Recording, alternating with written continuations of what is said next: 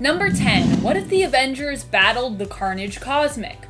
Carnage Cosmic is a version of Carnage where he is bonded to none other than the Silver Surfer. During the first appearance of this hypothetical monstrosity, Carnage simply used Silver Surfer as a mode of transportation to get back to his beloved host, Cletus Cassidy. However, in issue 108 of What If Volume 2 in the 1989 series, we examine what would happen if the villain became more of a greater threat. It takes all of the Avengers to even stand a chance against him, and even then they are overwhelmed. In the end, Silver Surfer is forced to fly into the sun to get rid of this stubborn and deadly symbiote, which also means he has to fight for control all the while. Number 9. What if Rick Jones became the Hulk? Okay, so admittedly this story is more silly than scary, but if you actually think through everything Rick Jones goes through here and the fate of Hulk at the end of this story, it can be seen as, well, being pretty scary.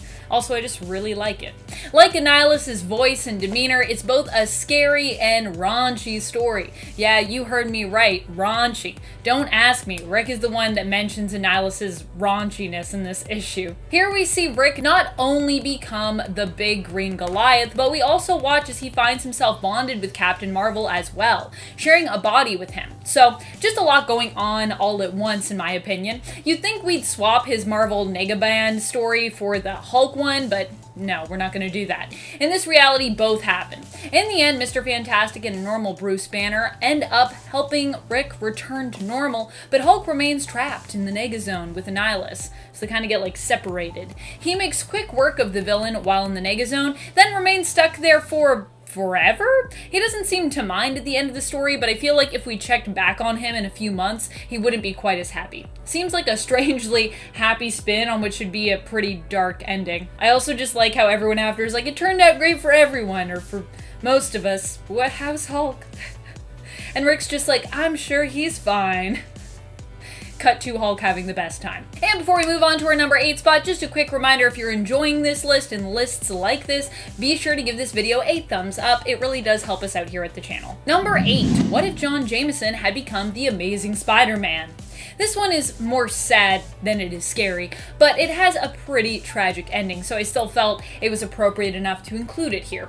In the final story included in this What If issue, we learn of an alternate reality where John Jameson ends up becoming Spider-Man, or Spider Jameson. Instead of being reviled by J. Jonah Jameson, his father, he's completely supported by JJ, because yeah, that's his son, and Jameson Sr. knows that he's, Spider-Man.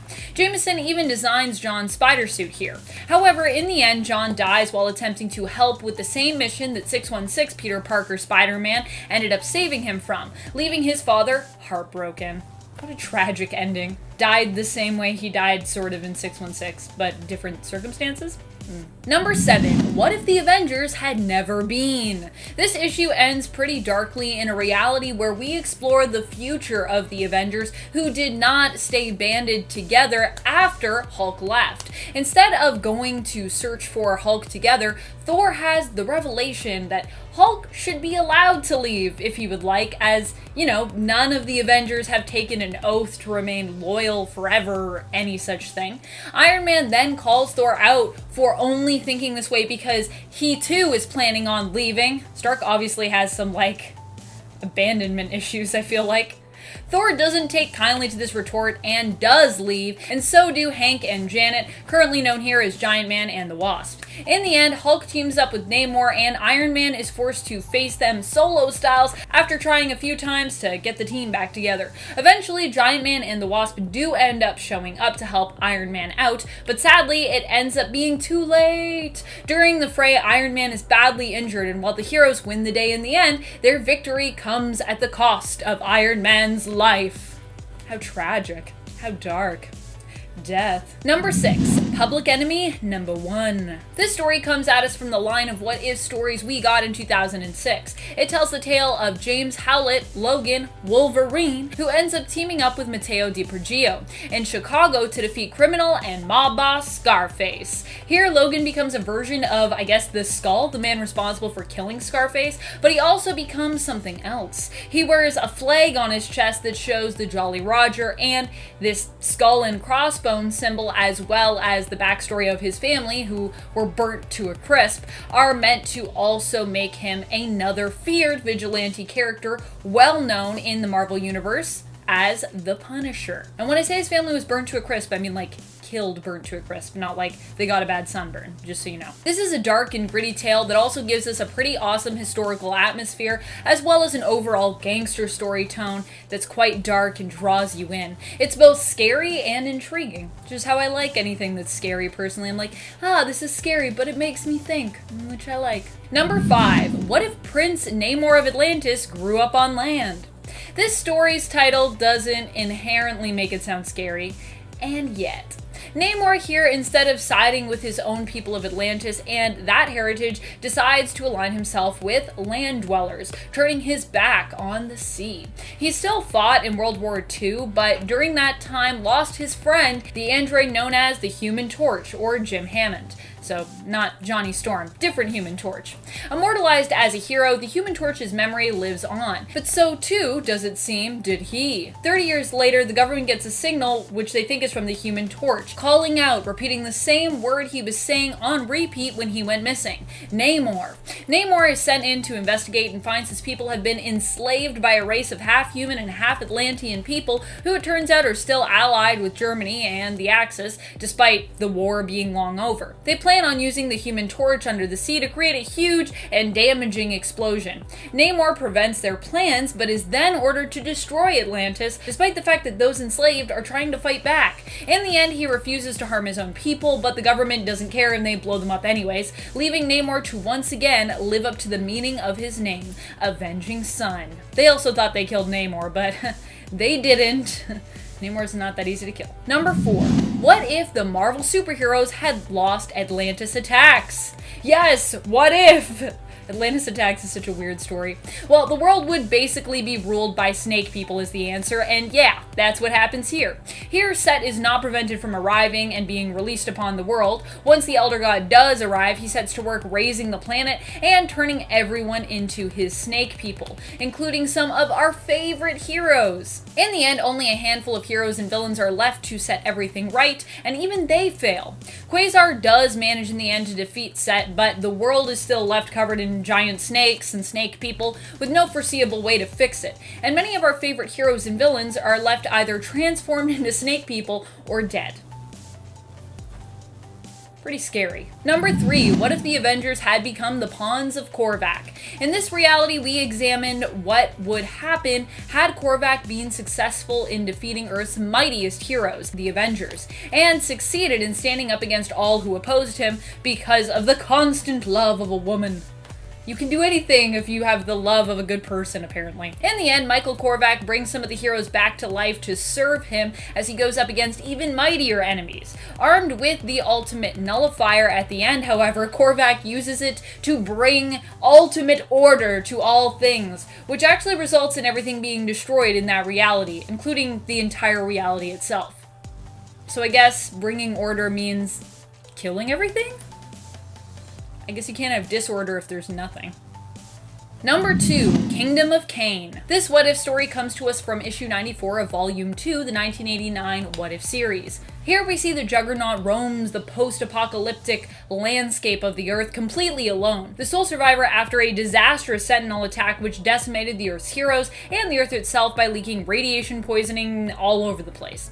Juggernaut seems to be the only one capable of living in this place, and he becomes almost driven mad by the loneliness. Because he's the only one. Until he discovers that not everyone is dead, but actually some people have survived and are living in safety in an underground bunker. This discovery comes after he runs into Magneto, who tells Juggernaut that he knows for certain, having peered into alternate timelines, that this is all his fault, and that everyone that was killed all happened because he himself killed Charles Xavier, his stepbrother. When Cain finds the rest of the mutants who have survived, he hastily breaks through into their bunker, thereby exposing them to the radiation poisoning on the Earth's surface, and ultimately kills them too, albeit by accident, which, yeah, it's really sad. He's like, I don't want to be mean, I just want to talk to someone, and they're like, we're dying now because of you, get out of here. No one wants to talk to you, Cain. Number 1, what if the Fantastic Four's second child had lived? This doesn't sound like it should be the scariest story on the list, but it definitely is. The first story in this series is just a straight up horror story where Sue ends up giving birth to a healthy baby girl, but dying herself in childbirth. And that's not even the scary part. From the beginning, the doctors warned her that her pregnancy would be difficult, and from the beginning, Franklin Richards knew something was wrong with his unborn sister. Is like the most dark, menacing face. When the baby does come into the world, who's named after her deceased mother, so I guess like Sue Jr., it's revealed that she is actually an energy-draining monster who kills those around her by feeding on their life force energy. Franklin is finally able to convince his father of this, but too late, as Reed dies in the ensuing battle, leaving Franklin all alone. Just a sad orphan. Also, yeah, he was so right. His sister's like a straight up demon monster thing. Yikes. Number 10. What if Mary Jane had been shot instead of Aunt May? This is a really epic and dark story where Peter ends up going on a rampage when Mary Jane is killed by Kingpin's hired sniper assassin instead of Aunt May. Peter manages to save Aunt May, but Mary Jane ends up dead, and as a result, Pete dons his black suit and goes after the Kingpin himself. He is met with resistance when Tony Stark as Iron Man attempts to confront him and talk sense into him. Spider-Man, however, is too far gone and is definitely not in the mood for advice from Tony Stark. This results in an epic fight between the two heroes, while Wilson Fisk's life hangs in the balance of who will win. In the end, Peter ends up getting his revenge, one-punching Fisk to death before being arrested by the authorities. He regrets ever trusting Tony Stark and ever marrying Mary Jane. As Wilson Fisk would say, this issue is so goth. Number 9. What if Spider-Man became the Punisher? This one ends up at least having a happy ending, but starts off being pretty dark and pretty scary. In this story, we imagine what life would have been like for Peter if he had become the Punisher. Instead of beating his villains and them ending up just locked away, for many, their fate is much more final. Even the Green Goblin ends up being killed by Spider-Man Punisher following the confrontation with Gwen at the bridge. Gwen, however, lives, not killed from the great height from which she was dropped. I do love how they keep drilling in that it would be the fall, not the impact, that would kill her, like in the original story, which I always thought was so bizarre. Spider-Man Punisher saves Gwen, but Green Goblin ends up dead, and Harry swears vengeance on the man who killed his father. Although this story has a dark and murderous narrative, it gives us a more happy ending, sort of. Peter chooses love instead of vengeance in the end and gives up being the Punisher, retiring from vigilante life to go be happy with Gwen. As this decision is made, however, Frank Castle loses his family and miraculously survives the shootout in Central Park, in the end becoming the Punisher in this reality as was fated. Although I do think it's really weird in that story that like Gwen living is the thing that like changes that for him. If your like girlfriend's life was threatened, wouldn't that make you more angry? Maybe not. I've never been Spider-Man, so I don't really know. Alright friends, before we move on to this next spot, just a quick reminder to click that thumbs up. It's good for your health, it's good for your heart, it's good for your brain. Number 8. What if Ord resurrected Jean Grey instead of Colossus? In this story, Jean is brought back to life at a time where it is revealed that Cassandra Nova holds influence over Emma Frost. Fearing the return of the Phoenix Force, which would join to Jean Grey once more, Emma decides to take matters into her own hands. Her own diamond hands. It's revealed that the Phoenix Force has been lurking within her cuckoo's minds, and she decides to take hold of it, killing them in the process. Tragic. She then plans on defeating Jean. The X-Men band together to face her, and S.H.I.E.L.D. and S.W.O.R.D. also conveniently join the fray. Like, we're here too. In the end, Ord, Beast, Emma, and her cuckoos and Kitty lay dead, and the Phoenix is contained, but Cassandra remains undetected, still out there waiting for the right moment to strike. Number 7. What If? The Spider Who Went Into the Cold. This story comes to us from the What If story Spider-Man vs. Wolverine, and asks the question, what if Spider-Man never came back out from the cold? This story sees Peter Parker actually kill someone while acting as Spider-Man. It was an accident. He thought the person had armor that would protect him from the hit, but it was powered down. Of course, who should be working alongside Spidey when this happens but of course Wolverine, who shows no remorse for what Spider-Man has done, jokingly suggesting that they cry about it. In the end, this event changes Peter after he and Wolverine save his friend Alex, and this causes him to become a killing machine. He receives further training, and although he still has a sense of morality, no longer has qualms with taking out the bad guys permanently. He leaves MJ and his life behind, setting out to join S.H.I.E.L.D., working on as a hired Black Ops team. Also, I love a good Spider-Man Wolverine team up because it's just not what you usually get. I love when they team up. Number 6. What if Iron Man had been a traitor? I personally think this one is pretty scary if you put yourself in Iron Man's shoes. For me, one of my biggest fears, and I think one of the most human fears out there, is just a lack of control.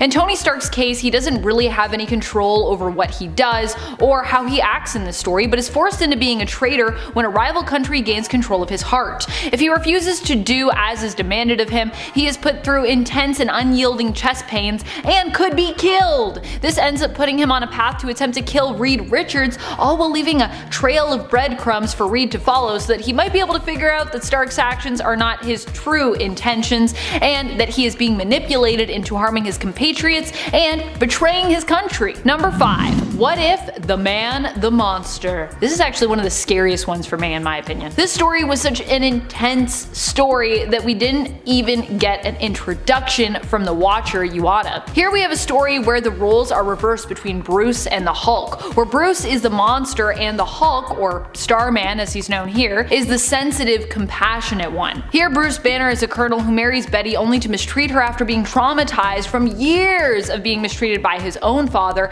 and witnessing the cruelty his father doled out to his mother. The gamma radiation does split Banner into two beings here, transforming him into another creature with immense power, but this creature is the side of him that actually represents the compassionate side of this trauma, the side who wants to protect, not hurt, whereas Bruce Banner himself becomes the malicious monster.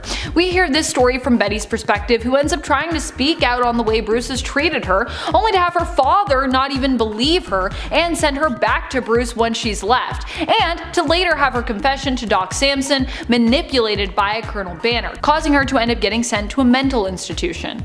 Also, I'm not sure what's happening in this last panel of this comic, if it's just like she doesn't know that they're about to come get her and take her away, or if she's there and she's just like, it's fine that I'm here. I'm gonna assume it's the first one, because otherwise that's a really weird way to end that story. Number 4. What if Legion had killed Xavier and Magneto? Just imagine how messed up Age of Apocalypse would be, but also you don't have to, because the story's gonna do it for you. Thank you, What If. As always, when things get this bad, we have Nate to save the day. Nate Summers believes he can band together his own team of the few heroes left alive after Apocalypse's unopposed rise to take down Apocalypse and even travel back to the past to make things right. Silly Nate Summers. Instead, this only results in Captain America and Wolverine. Wolverine's hair here, by the way, is the real horror show of this story, opposing Nate's plan once it is revealed. Seeing Nate in Apocalypse's armor after Nate has defeated Apocalypse causes them to believe that Nate is trying to kind of take the place of Apocalypse and in essence become a new kind of tyrant, but a tyrant all the same. As Nate uses the Eye of Agamotto and Molecule Man to travel back in time to what he doesn't know is an alternate reality's past, Captain America, armed with Thor's hammer, sends a bolt of lightning after him that kills thousands in that past, setting in motion the apocalypse once more. Number 3. What if Danger became a bride of Ultron? I like how the title is a bride, even though in this reality Danger becomes like the ultimate bride of Ultron. A bride, as though in this reality Ultron is like multiple brides. I feel like that never works out for him, to be honest. But either way, this gives Ultron what he has always truly desired. That sweet, sweet love connection. I mean, completion. Yes. Completion. That's what he's looking for. After Danger rebels against the X-Men seeking revenge basically for years of being used and trapped as their Danger Room, with no one acknowledging her sentience, Ultron hears her calling out, senses her, and leaves his creation Victor, destroying him in order to find her. The two come together, and as a wedding present, Ultron gives Danger her father, Professor X, helpless against the technology as his telepathic powers don't work on them. Ultron has him crushed and killed. The story ends with Danger and Ultron soaring off to bring havoc to the universe, flying through space on their creepy mishmashed Sentinel child. It's like a scary story, but it's also a romance story at the same time. Number 2. What if Wolverine was never deprogrammed? This is a pretty scary and gruesome one, I'm not gonna lie. Though, you know, still keeping in line with the PG-13 aspect of comics, a lot of the gore is hidden, but you can still imagine it, and when you imagine what's happening to these people here, it's pretty insane. Here we get to imagine what if Wolverine just kept on being a killing machine, brainwashed into taking out his fellow heroes, including all of those that he loved. As in many of these potential scenarios, it comes down to Wolverine and Kitty Pryde. Kitty is unable to fathom how Wolverine could be so far gone that he'd kill her, and yet after witnessing the death of everyone at his hands, including Invisible Woman, who is clawed through the bottom of her feet before getting claws right through her face, and Captain America, who gets claws right up through the bottom of his jaw through his entire head, she is forced to confront the reality that her mentor and friend Logan is really gone. Like, that's definitely going to convince you once you see that. You're like, okay, there's no hope for you. In the end, she sacrifices her hand, and it's implied her life in killing Wolverine. She phases her hand through his head, turning it solid, and then letting go as Wolverine instinctively slices off her arm, preventing his body from being unable to heal due to the hand lodged in his brain. That'll definitely prevent someone from healing. I don't even want to think about how you try to do that. How do you function with a hand in your brain? I ask you. Number 1. What if Spider-Man had rejected the spider? This is a pretty creepy, crawly, scary one. It begins with Peter Cocoon but refusing to take the spider's path home. Instead, he kills the giant spider that confronts him while in metamorphosis, remaining lost and unable to move forward, only half a being, until Venom escapes Matt Gargan and prison in order to rejoin with Peter Parker, aware that he is stuck in this stasis mode and vulnerable. Venom bonds with the Cocoon, and after months of battling with Peter inside, is eventually reborn as a new being who goes by the name Poison. Half Peter, half Venom symbiote, permanently bonded. Poison confronts Mary Jane at the Avengers Mansion, but after horrifically attacking her, Aunt May, Wolverine, and Luke Cage, and being spurned by her, disappears, resurrecting his first love, Gwen Stacy, and likely planning to turn her into his monstrous bride. Also, there's a weird thing that happens in that story where that poison basically pierces Luke Cage's skin, and then he's like, haha, even I can pierce your stone skin because I'm sharp enough, and I was like, wait, what just happened? Doesn't really make a lot of sense. But other than that, it's all pretty good, I think. Number 10. What if the X-Men had lost Inferno? This very chaotic and fire-filled demon horde-infested story comes to us from What If Volume 2, issue number 6. And we are starting it off hot, friends. This is quite a dark story. Here we get to imagine what the fate of the world would have been like had the X-Men failed in defeating Madeline Pryor during the events of Inferno. Instead, she and Sim take over the planet Earth, unleashing hordes of demons on it and ruling it together. However, the heroes who have survived their reign of terror manage to band together and, using their power, fight back. In the end, they do win the day, but not without casualties. Wolverine himself in the story ends up becoming the pet of the Goblin Queen, and Sim fully giving into his feral rage and feeding on the innocent. Ugh. He only becomes free from the fog of his rage after he kills Kitty Pryde tragically and realizes the monster that he has become. Number 9. What if Captain America were revived today? 1983.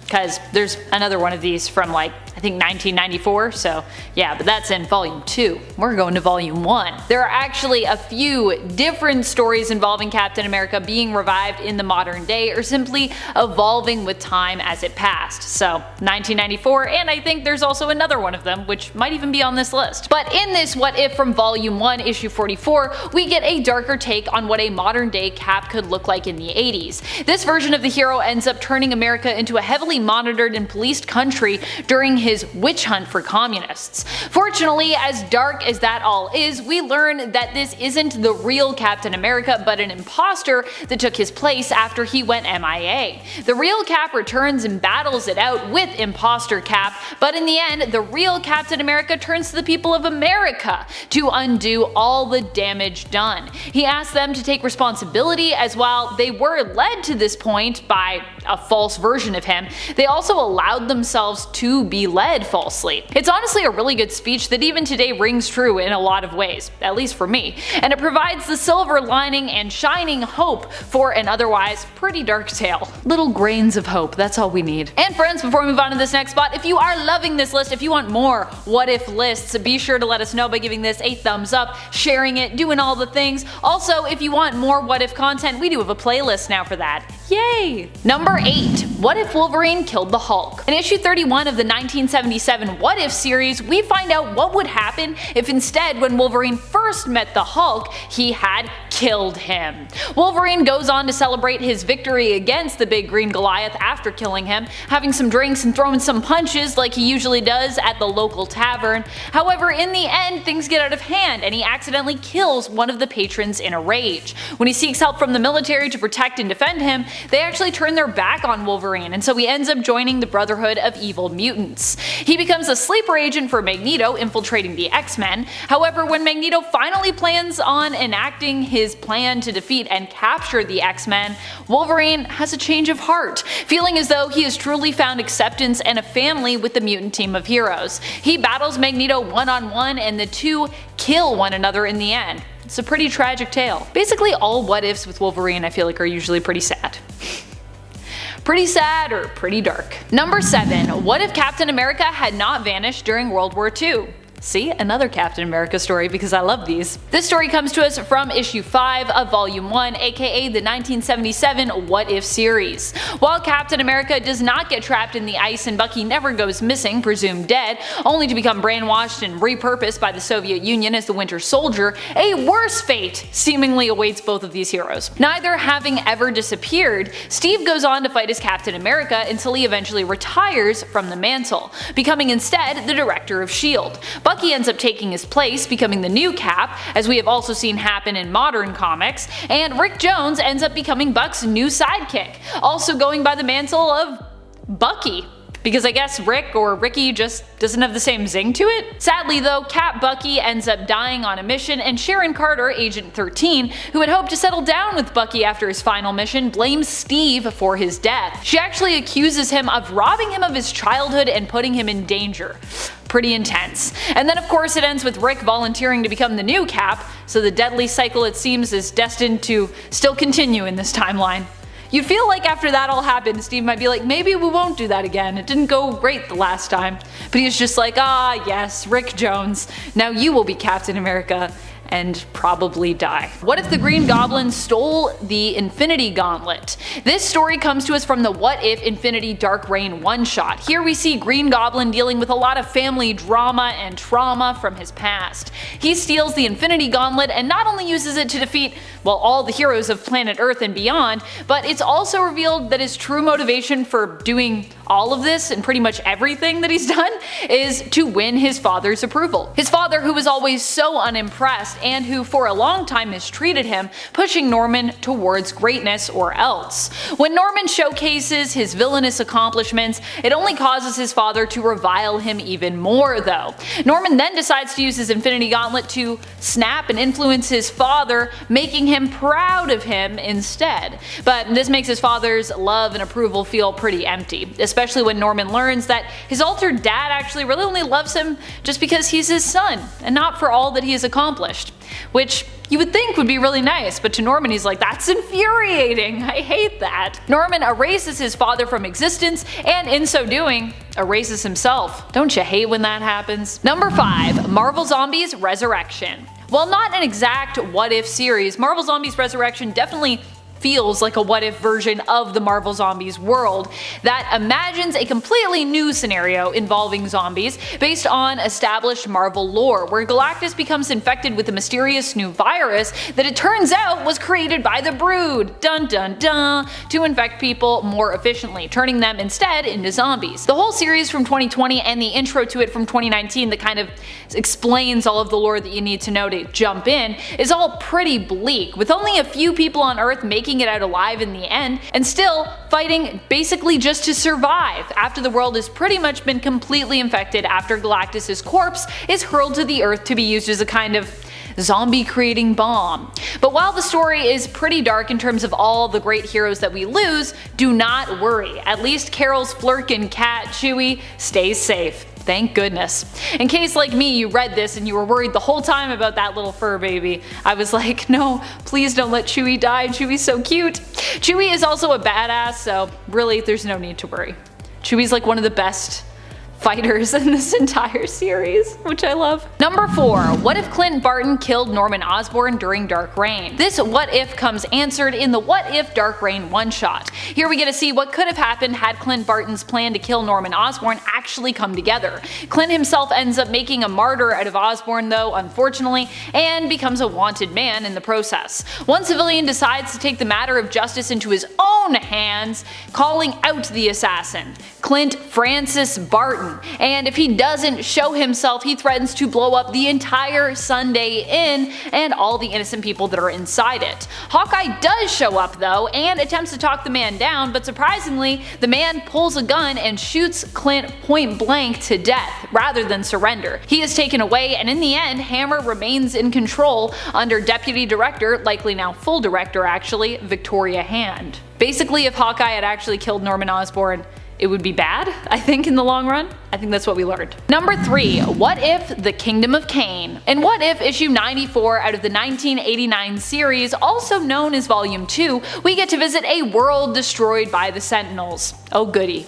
The Sentinels did not only take out all of mutant kind supposedly, but also killed all of Earth's mightiest heroes besides, and its general population of non-powered individuals who were killed by high levels of radiation that the Sentinels emitted. The only one to survive all this destruction is Juggernaut, who wanders the Earth for years reminiscing on his past and all of his wrongdoings, and feeling unbearably lonely all the while. Poor Juggernaut. Magneto shows up and confirms that everything that has come to pass is Juggernaut's fault because he killed Professor X, which was basically the catalyst event for this chain reaction of destruction that has now come to pass. Juggernaut finds and kind of falls into a secret bunker as a result of his fight with Magneto, where he learns that some mutants survived and are actually hiding out. Yay! When they ask him to leave them be though, he refuses, only to learn that this was an attempt to protect themselves against the radiation, which he is now let in by breaking into the bunker, infecting them and ultimately sentencing them to death. So, it's really sad. Juggernaut's like, I'm lonely, I just want to talk to you. And they're just like, you just killed us, so thanks for that. He's like, wow. I ruin everything, this is terrible. Number 2. What If the Traitor? In this alternate tale that comes to us from the 1989 volume of What If issue -1, we get to see what would happen if Trevor Fitzroy went back in time to try and convince Professor X to never create the X-Men. Although Bishop travels back in time to try and stop Fitzroy, it doesn't end up working out. Fitzroy shows the Professor of the future to come and all the war and prosecution that mutants will suffer. When Professor X meets Bishop, he inquires of Jean's fate and learns that she perishes, but that he and his X-Men remain a symbol of hope for the people. Unable to accept the dark future that awaits, however, Professor X seemingly agrees, despite Bishop's pleas, to never let the X-Men form, and Bishop ends up being locked up in prison in the past, with both Fitzroy and Bishop believing the other is the traitor. But who's really the traitor? Number 1. What if Spider-Man Back in Black? This story reimagines what would have happened had MJ ended up being shot by the Kingpin's hitman instead of Aunt May. Mary Jane as such does not end up in intensive care hanging to life by a thread, but instead dies pretty much instantly. This makes Peter lose control, going into a dark rage unlike any we've ever seen. He doesn't just plan on scaring and potentially finishing the Kingpin if MJ dies, because I mean she's already dead, but instead he plans on just straight up setting out to kill whoever was responsible for the hit, which he of course does find out was still Kingpin in this reality. Donning his black costume, he heads out planning to put an end to Kingpin once and for all, despite Aunt May and Iron Man trying to stop him and calm him down. In the end, Peter succeeds in killing Kingpin, Aunt May basically disowns him, and Iron Man has him arrested for murder, citing the Superhero Registration Act. Peter blames Iron Man for all this mess, by the way, demanding a trial with a jury, and Iron Man denies any wrongdoing, claiming Peter made his choice. Kicking off the list with number 10, What If the Juggernaut? Okay, to start this sad list, we got What If starring the Juggernaut. It was released in 1997, written by George Gonzalez, and we kick off in a world where Sentinels have already wiped out all superheroes. Great start. Plus there's this toxic gas that's filling up the atmosphere, which will kill all of life. So things are beginning grim right off the bat, okay. And all that's left now at this point is just the Juggernaut. Now he's hunting down these Sentinels. He wants to die, but his own invulnerability won't let that happen. Kind of like Hulk the End, just a sad, strong man in a world full of rubble. So he sees Iron Man's helmet, he sees Cyclops' cracked visor, He's just walking down horrible memory lane. Then he meets a couple of surviving mutants and they're not in good condition, mentally, I mean. They're actually blaming Juggernaut for killing the X-Men, and it all ends with Juggernaut knowing he's going to be the last living being on the planet and that it's his own damn fault. And before we go on to number 9 for our next sad what if story, if you guys could go ahead and please like this video, or else we'll be on a what if you didn't like the video, and then it's going to be a sad video on all the alternate futures where you didn't like our videos. So please go ahead and do that, because that would be great. You guys are the best. Thank you so much. Now back to the list. Number 9. What if Cable had destroyed the X-Men? Well, this one just sounds bad right off the hop. So after Professor X came back to Earth, the team was never going to be the same again. At this X-Men meeting, Xavier gets in a fight with Cable, and then all of a sudden it turns into Cable and his crew versus everybody, and it was just this big brawl. Now they escape, but later on, Cable kills Xavier, Jean, and Scott with a siren bomb. So now everybody's deciding on what to do with this guy. Wolverine's team wanted to kill him, and Storm's team wanted to bring him in. Both are pretty bad. So the Avengers have to step in and fight their battles while they're all working their own stuff out over there. So the Avengers are like, just do your thing, we're gonna go fight your bad guys, just wrap it up. But eventually Cable and his team is killed by Wolverine's team. Number 8, what if Wolverine battled Conan the Barbarian? Written by Glenn Herdling and released in 1990, what if Wolverine had battled Conan the Barbarian? So basically Conan and Wolverine switch dimensions. So we have Wolverine causing trouble in the Hyborian Age alongside Red Sonja, and Conan smashes Cyclops in the head with a rock, which causes the full fury of the Phoenix Force to be unleashed. So now this has caused a ripple effect, so the psychic rapport was shattered, and without Wolverine to hurl Colossus at her, there's nothing that prevents Jean Grey from transforming into her dark persona before she can destroy herself, resulting in the destruction of the entire universe. So just like that, Cyclops gets hit with a rock and then it all goes to shit. So yeah, crossovers are for sure fun, but you gotta look at the possible ways it could go poorly as well. Wolverine versus Conan the Barbarian is definitely one of those ways. Number 7, what if Professor X had become the Juggernaut? In this reality, Professor X is the one who becomes Juggernaut and gets buried. Now this causes him to go down a completely different path when it comes down to the X-Men, because after this, he never ended up creating the X-Men because he was stuck. So now the Fantastic Four wants to defeat Magneto instead. So Professor X, he's still listening. He's using his mind powers. He's knowing what's going on out there. He's kind of getting pissed that he's not able to go out and help. So he digs his way out, and his telepathy powers are now stronger than ever with his new Juggernaut super strength. So he takes over the country with his own X-Men posse to enforce these anti-human laws. So Cyclops even sided with Magneto at this point because he could block Xavier's telepathy. So they're battling it out on Asteroid M, and Cyclops is trying to remind Xavier about his original dream, you know, with humans and mutants living together in harmony. And before he could really consider it, the ground beneath him exploded and he got launched into space, probably forever, and man, that's gotta be boring. Imagine not dying in space. That sounds like an absolute nightmare. This should be number 1 maybe, I don't know. Number 6, what if the Hulk died and Kyra lived? Written by Greg Pak, released in 2007. Okay, so we start with the Hulk saving Kyra by throwing her out of the way of the explosion instead of the ship. So now the Hulk had died along with Crown City. And Kyra, she's pretty pissed, right? She takes all the old power from the planet and gets ready with her sights set on Earth.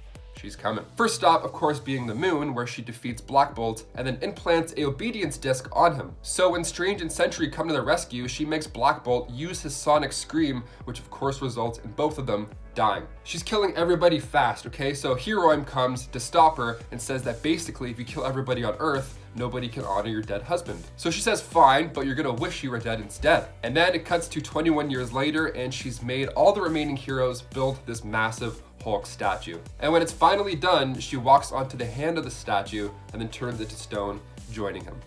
The end. Yeah, how sad is that? I mean, I feel like it wouldn't take those guys 21 years to build a statue. I mean, if they're getting paid by the hour, sure, then by all means, go for it. Number 5, what if the Avengers had never been? Written by Jim Shooter and Gil Kane, released in 1977. This was actually the first what if issue with a major death. So of course it has to be on the list somewhere. So we start off with the Hulk. Now this time he's not hitting, he's actually quitting. Now this caused the Avengers to dismantle. So Stark asked Rick Jones to find the Hulk, Thor went back to Asgard, and Jan and Hank went back to living as normal people. So Rick finds him, but he's now being held hostage from the Green Giant. So Stark swoops in and saves him, and they head back to the Avengers mansion. So Namor and the Hulk call out the Avengers, or rather what's left of them. So Iron Man makes a few iron suits for the others, and the suits, I mean, They aren't Tony Stark. They can't control these things nearly as well as he can. Unless you're in the movie Iron Man 3, then everyone can do that all of a sudden. So they stay in retirement. They're like, screw that, I don't want any part of that. So he's like, whatever. He powers up his own suit a little bit too much, and then he heads to the battle alone. He fights a bit, and then right when he's about to be ended, the rest show up. Jan, Hank, and Rick are back. Nice. So Tony is done at this point. His armor is weak, he's close to being finished off, so he uses his remaining power to regenerate Hank's armor. So the Hulk snaps out of it and goes after Namor, while the rest of our heroes mourn over a fallen Tony Stark, who sacrificed himself to save his team. Similar vibes to Endgame. A lot of feels in that one, okay? A lot of feels. A good number 5 feels train. Number 4, what if somebody else besides Spider-Man had been bitten by the radioactive spider? Written by Don Glut, released in 1977, we get to see a dream play out. Look, we've all probably wanted to be Spider-Man at one point or another. Of course, I mean, doing backflips and swinging downtown, that's gotta be the vibe. But of course, when it comes to stopping criminals and taking out supervillains, it's probably pretty stressful. So in this what if, we get to see this idea play out. We see other characters have a crack at the life of the web slinger, starting with Flash Thompson. And let's just say it's a lot harder than it looks. So we got Flash Thompson. Now after he gets bit, he teaches a bad driver a lesson, and he feels pretty good with his new given abilities, and he plays it out a bit. So he decides to take a crack at professional wrestling, maybe make some cash, which is a pretty good idea. I mean, you're a superhero, so you can definitely win most, if not all, fights. But he accidentally kills the guy. Sorry, oops. Then Betty Brant is now up with the powers. Okay, so let's see how she would do in the life. Well, her costume for starters is pretty badass. But when she runs out of web fluid while making TikToks, a thief runs by and gets away. And that thief, of course, being the one to take Uncle Ben's life. So far, so bad. Now finally, we have our third contender with the powers. John Jameson. While his outfit was also pretty good, he couldn't do the job like Peter, and he actually died while trying to prevent a space shuttle from crashing. I guess it's not as easy as it looks. I mean, to be fair, if something actually happened and it had webs, I really wouldn't know what to do. I would do a backflip and be like, is it fixed? No? It was cool though. Number 3. What if the Punisher killed Daredevil? We all know the Punisher as the guy who usually brutally kills criminals. See, with superheroes, those guys he likes to hit with a tranquilizer. But in this what if, we see Daredevil get hit with one of those tranq darts and fall off a building. So while Kingpin prepared for his next step now that he's out of the way, Spider-Man stepped in to deliver some justice on Frank Castle. So he finds the Punisher, and Punisher has no tranq darts left. So he shoots Spider-Man in the shoulder. It's messy, but not fatal, he says. He should survive unless he exerts himself, which he does. And his identity is then revealed. Then it cuts to Aunt May's house, and she grabs a paper, reads the shocking headline, and then the house explodes from a missile launched from the Silvermane City. Boom, house gone. And then after a little while, Peter shows up in a hospital gown, ready to get some revenge on Frank. Peter does pretty well in the fight, so well he's actually just moments away from throwing the Punisher off of a building to his death. But the Punisher stalls and says he has info about his Aunt May, and this slows Peter down for just a split second, allowing for the Punisher to unload on Peter. God, imagine if they introduced Frank Castle in the MCU and then they immediately did something like this. Number 2, what if Kraven the Hunter had killed Spider-Man? Released in 1990, written by Richard Howell. Yeah, judging by this title alone, this one's a little sad. I figured we're already on the Spider-Man misfortune train, so I had to throw this one in next, you know? What if Kraven had killed Spider-Man? Okay, so we start with Pete patrolling the streets when he's suddenly trapped by Kraven in a net, and just like that, he unloads, killing Peter Parker. And of course, he eats a bunch of spiders and suits up himself to celebrate. Yeah, you eat a bunch of spiders, now you're Spider-Man. That's how it works. I think a human eats like, what, 7 spiders in a year when they're sleeping? So we have like, what, 7,000 to go? So now he's Spider-Man, just like that, cool. Meanwhile, MJ is like, where on earth is that Peter Parker guy? And then MJ is approached by a couple of thugs, and then in comes Spider-Man to save her. Only it's Kraven, but she doesn't know that. But she can tell something's up because Spider-Man doesn't recognize her, and he's way more brutal with taking out these thugs. So Cap, Daredevil, and Human Torch jump in to see what's up with the wall crawler. They did a decent job of wearing down the beast, but he needed more power. He ate a bunch of spiders earlier, so now it's only fair if he tries to eat Spider-Man's dead body, right? Comics are weird. So MJ tells Cap and the gang that Spider-Man is actually Peter Parker, and that the Spider-Man is indeed not the same. And then Aunt May goes into denial hearing about the news. She's messed up now for life. And the media isn't happy with the tension between supers and the public. The story ends with MJ standing at Peter's funeral, wondering how things could have been. God, Peter just can't catch a break, eh? Oh my God. And finally, number 1, the saddest of them all, what if Wolverine father. Written by Rob Williams, released in 2011, we start off with Wolverine taking out the Winter Soldier. And we see a world with Wolverine and Daken if they had spent their life growing together as father and son. So now we get to see what it would have been like if Logan was there for them the whole time. Now in this reality, they're named John. This life, however, was filled with repression and lies and led to John leaving his home and rising up as Daken, becoming the leader of the Japanese underworld. So Wolverine tried to save him, but because of the way he was raised with this version of Logan, he looked at him like a monster. He viewed himself as a monster too. This is the Muramasa blade, John, says Logan as he stabs him. Healing factors don't work on it. The issue ends with the boy dying beside his father, and Logan uses the same blade on himself. And that's the end. That's the end of the comic. Everyone dies, everyone's sad. That's what ifs for you, right there.